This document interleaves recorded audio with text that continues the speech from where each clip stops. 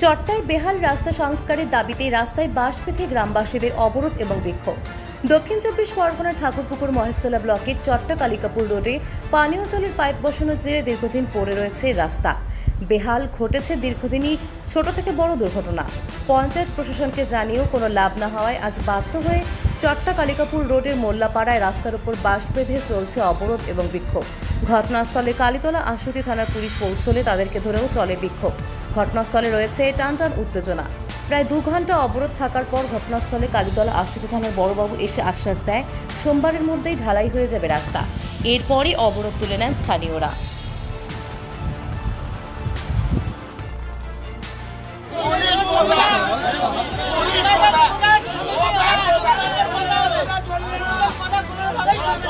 অবরোধ করেছেন কেন? রাস্তার গাড়ি ঘোড়া এই বাচ্চা কাজে যে গাড়িগুলো যাচ্ছে রাস্তা গাড্ডাগুলির জন্য গাড়ি ঠিকগুলো যেতে পারছে না, বিপদও হচ্ছে, অ্যাক্সিডেন্টও হয়েছে, কিছু বাচ্চা চোটও হয়েছে। আচ্ছা এই বড় বড় ঝেলাগুলো রাস্তায় পিছিয়ে গেছে, সেই চাকায় ছিটকে কিছু ঘরের লোকের চোটে পায়ে লেগেছে, এদের অনেকে ক্ষিপ্ত আছে। তারপরে অতিরিক্ত ধুলো উঠছে, আমাদের মানে খুব যাতায়াত খুব সমস্যা হচ্ছে। এই বারবার গাড়ি বড় গাড়ি বলে জাম হয়ে যাচ্ছে। এর মধ্যে কোনো প্রশাসন কিছু করছে না। এর আগে বড়বাবু এসেছিল, বড়বাবু আসা বললো যে হ্যাঁ আমাদের কাজটা হয়ে যাবে।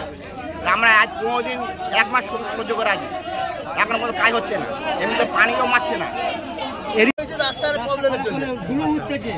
প্রবলেমের জন্য আমরা মানুষের চোট হচ্ছে, এই রাস্তা একেবারে জনগণের জন্য আমরা রাস্তা অবরোধ করেছি।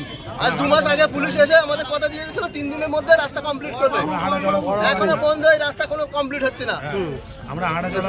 আমরা আর কত সহ্য করবো? সমস্ত জায়গায় রাস্তা ক্লিয়ার, খালি এই চটা অঞ্চলের রাস্তাটা হয় না। আমাদের নেতারা প্রথমত পাত্তাই নেই, কোনো নেতারা আসে না।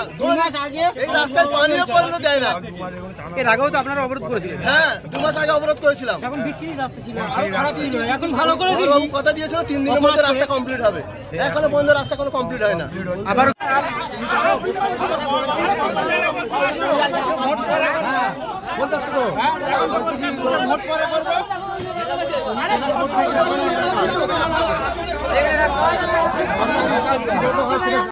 RPTV news Bangla.